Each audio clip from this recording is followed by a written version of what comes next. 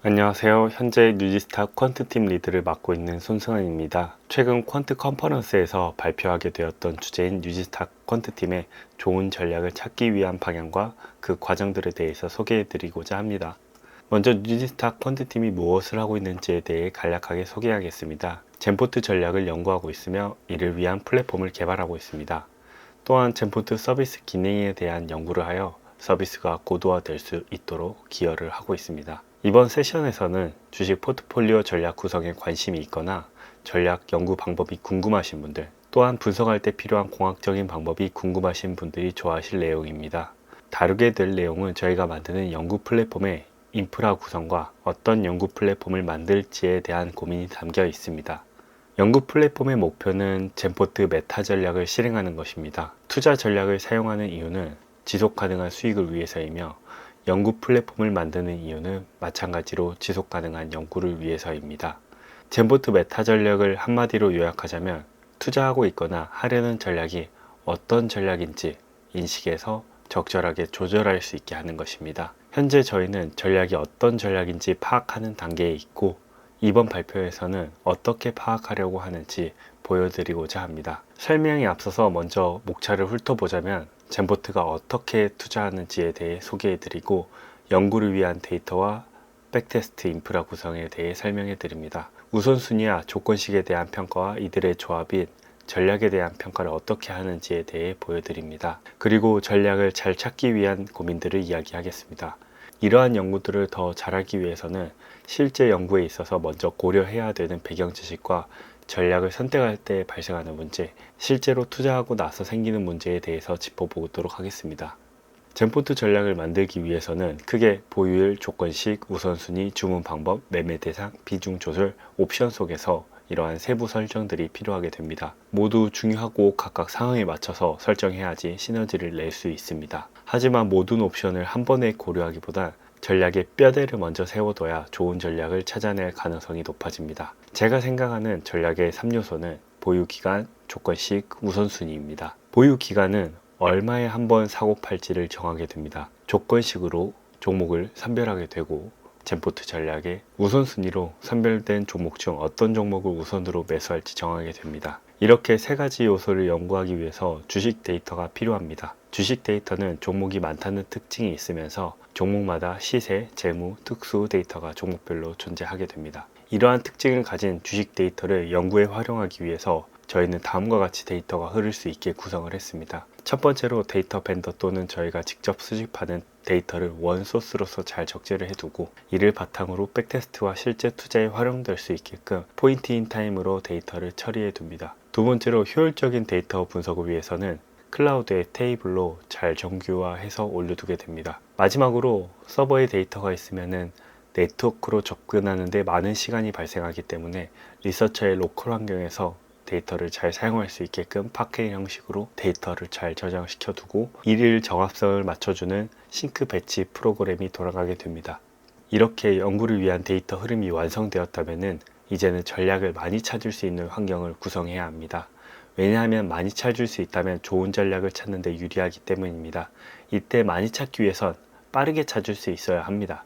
그래서 빠르게 처리하려면 다음과 같은 구성 요소들이 필요합니다. 먼저 메모리 대폭 병목을 해결하기 위해서 좋은 장비들이 필요하며 벡터라이제이션이나 컴파일 연산을 하게끔 함수를 작성하고 적절하게 병렬 처리할 수 있으면 더욱 좋습니다. 네트워크 속도가 병목이었기에 데이터 파일은 파케이를 활용하면 좋습니다. 그리고 캐싱 전략을 세울 수 있습니다. 캐싱 전략이란 했던 계산을 또 하지 않는 것입니다. 연산이 많이 필요한 팩터가 한번 사용되었다면 다음에 연산할 필요 없이 파일 읽기만 수행해야 하고 최종 결과만 캐싱되는 것이 아니라 중간 과정 모두 캐싱될 수 있어야 합니다. 이러한 캐싱을 만들기 위해선 수식을 파싱해서 트리 노드로 구조화시키는 파서 클래스와 구조화된 노드 정보를 연산하는 클래스, 그리고 연산 과정 중 캐싱된 데이터를 로드하거나 저장하는 데이터 매니저 클래스로 구성을 할 수 있습니다. 젠포트에서는 다음과 같이 함수 연산자들을 통해서 팩터를 다양하게 표현을 할 수 있습니다. 이렇게 이제 팩터를 표현했다면은 왼쪽 그림과 같이 함수 안에 함수를 적용한 팩터를 만들 수 있거나 오른쪽과 같이 단기적인 가격 움직임을 정의하는 팩터를 만들 수 있습니다. 앞서 이제 설명했던 것처럼 복잡한 팩터를 만약 연산한다고 했을 때 중간 과정 모두 캐시 마스터에 관리될 수 있도록 관리되기 때문에 중간에 있는 값이 바뀌더라도 밑단에 캐싱이 되어 있기 때문에 빠른 속도로 연산을 해낼 수 있게 됩니다. 지금까지는 연구를 위한 인프라 전초 작업을 했습니다. 이제는 전략을 만들기 위해서 필요한 우선순위와 조건식에 대해서 알아보겠습니다.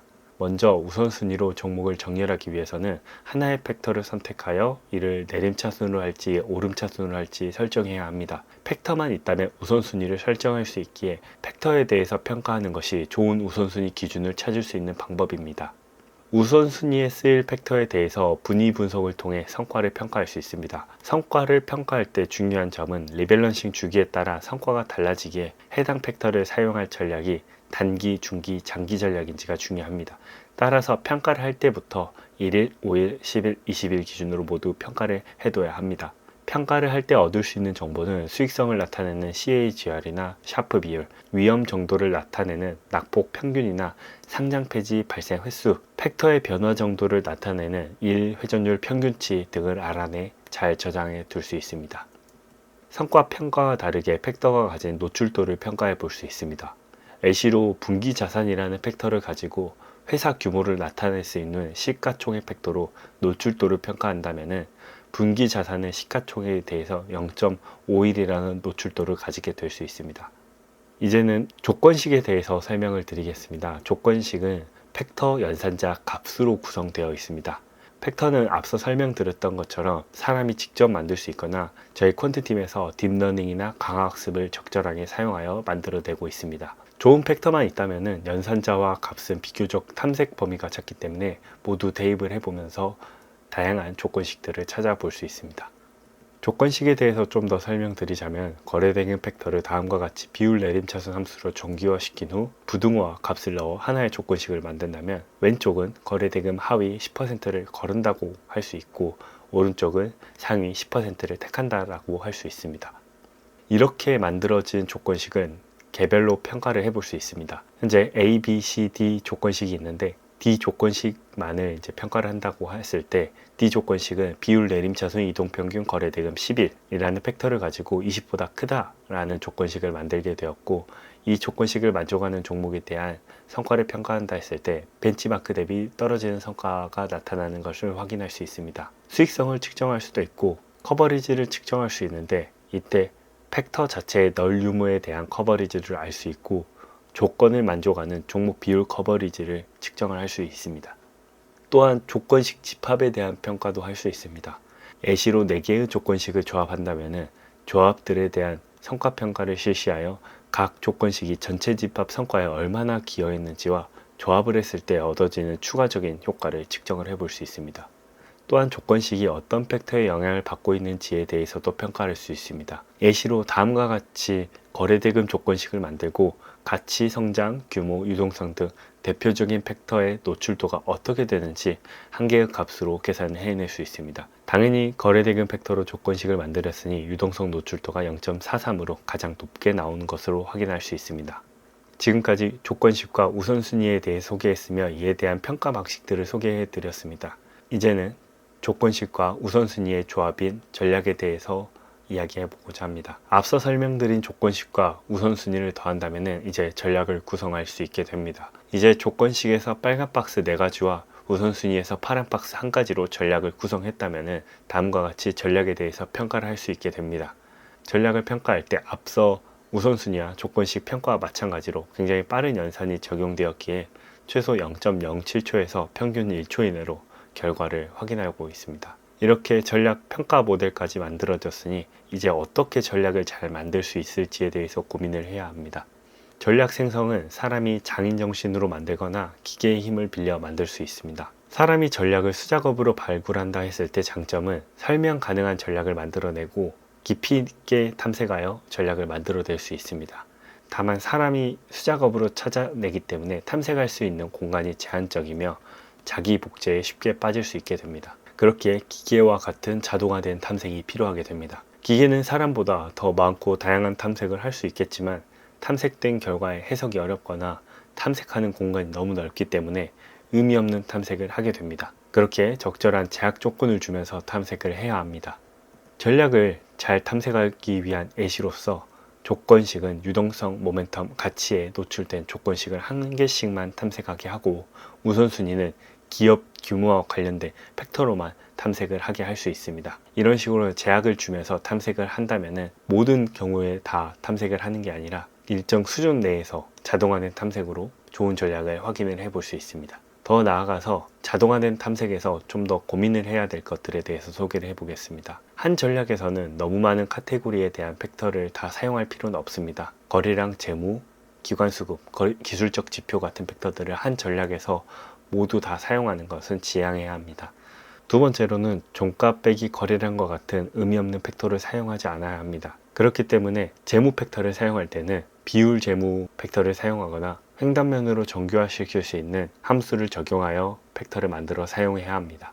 세 번째로는 적절한 팩터들끼리의 조합이 중요합니다. 예를 들어서 단기 전략을 만든다고 했을 때 단기 팩터 뿐만 아니라 중장기 팩터까지 모두 같이 한 번에 사용한다면 좋은 전략 생성 방법은 아니게 됩니다. 네 번째로 자동화된 탐색에서는 깊이 우선 탐색을 지향해야 하고 너비 우선 탐색을 통해서 다양한 전략들을 찾을 수 있도록 노력해야 합니다.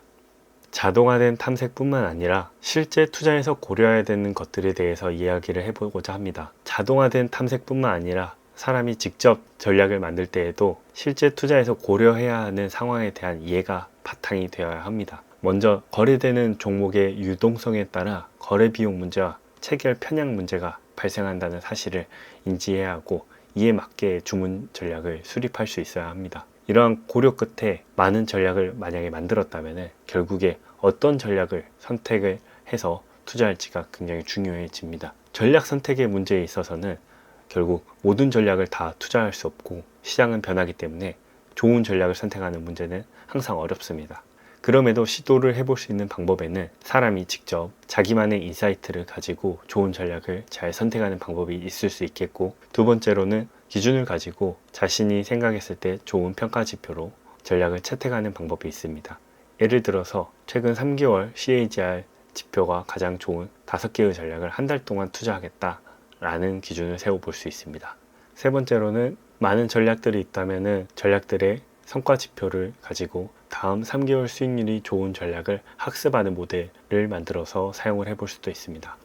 이를 이제 검증하기 위해서는 선택된 전략으로 투자를 했을 때의 성과 그래프, 즉 백테스트를 다시 해보는 방법을 해볼 수 있겠지만, 결국에는 그 성과가 잘 나온다 하더라도 이 또한 미래 참조가 발생할 수 있음을 주의해야 합니다. 이렇게 나름대로 좋은 전략을 선택을 한 다음에 실제 투자를 했을 때 나타날 수 있는 문제는, 첫 번째로는 가상 성과와 실제 성과의 괴리가 나타날 수 있는 것입니다. 이는 유동성이나 역선택 상황이 자주 존재하거나 백테스트 체결 과정에 이상이 있기 때문에 발생할 수 있습니다. 이러한 문제가 없음에도 추세의 반전이 일어난다면 내 주문에 의한 임팩트가 발생했거나 이미 데이터가 편향되어 있었거나 시장이 바뀌었음을 의심을 해볼 수 있습니다. 실제 투자에서 고려를 하고 선택을 하고 이후의 문제에 대해서 이해가 있어야 좋은 전략을 만들 수 있기 때문에 이러한 부분들에 대해서 설명드리게 되었습니다. 지금까지 이제 설명드린 내용을 조금 요약하자면은, 젠포트 전략이 메타 전략을 실행하기 위한 첫 단계로 전략이 어떤 전략인지 평가할 수 있기 위해서 젠포트가 어떻게 투자하고 어떤 전략들을 만들 수 있을지 잘 찾아낼지에 대한 일련의 과정들을 설명드리게 되었습니다. 연구가 진행됨에 따라서 젠포트 서비스에서도 관련된 기능들을 제공해 드릴 수 있기 위해서 많은 관심 부탁드리겠습니다. 지금까지 뉴지스타 콘텐츠팀의 손승환이었습니다. 들어주셔서 감사합니다.